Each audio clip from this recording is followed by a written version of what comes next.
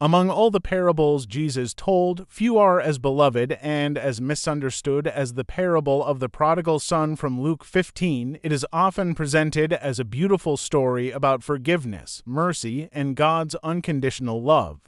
While this is absolutely true, the parable also contains a message that challenges many sincere Christians. In fact, if we are honest, this story can make faithful believers uncomfortable because it confronts our ideas of justice, merit, and what people deserve.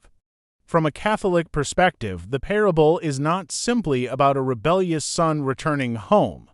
It is equally about the loving father and the older brother. The younger son begins by demanding his inheritance before his father's death. In Jewish culture, this was a shocking insult. He then wastes everything in reckless living, eventually finding himself starving among pigs, an especially humiliating image for Jesus' Jewish audience. Only after reaching rock bottom does he decide to return home. Many wonder whether his repentance is completely sincere or simply motivated by hunger. Yet before he can even finish his prepared speech, his father runs toward him, embraces him, and clothes him with the finest robe. The father places a ring on his finger, sandals on his feet, and prepares a great feast. This is where many expect a lecture or punishment. Catholic teaching reflects this reality in the sacrament of reconciliation. God's mercy is always available, but it invites genuine repentance and conversion. For many Christians, however, this generosity feels unfair. Why should someone who wasted years in sin receive such joyful acceptance? These questions lead us directly to the older brother. He never left home. He obeyed his father, worked diligently, and fulfilled his responsibilities. Yet when he hears the celebration, anger fills his heart. He refuses to enter the feast and complains that he has never received such generosity. He no longer sees himself as a beloved son, but as a servant who believes he has earned his father's love. This attitude can enter Christian life today. Many Catholics attend Mass, pray regularly, and serve in ministry. But if we believe God's love is earned rather than received, we risk becoming like him. The parable exposes a subtle spiritual danger: religious pride.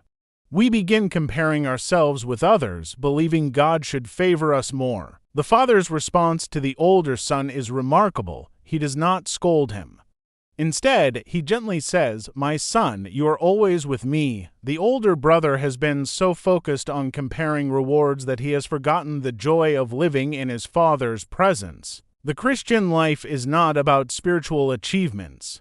It is about communion with God. Prayer and the Eucharist are gifts that deepen our relationship. Another reason this parable makes Christians uncomfortable is that it challenges our desire for justice. Human justice demands proportional consequences. God's justice, however, is never separated from his mercy. The cross itself demonstrates this mystery. Christ bears the consequences for us. The celebration in the parable does not minimize the younger son's rebellion. Rather, it celebrates something greater. A sinner has come home.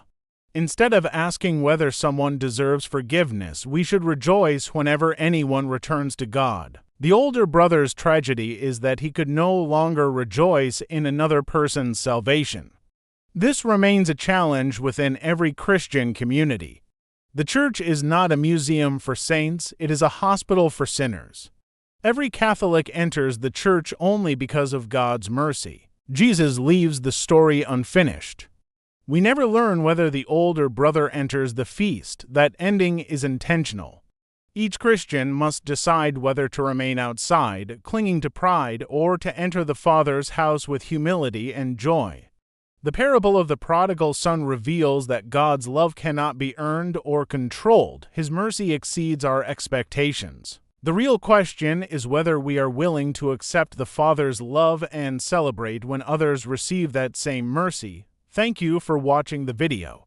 Please like and don't forget to subscribe to the channel so you don't miss the next video. Goodbye.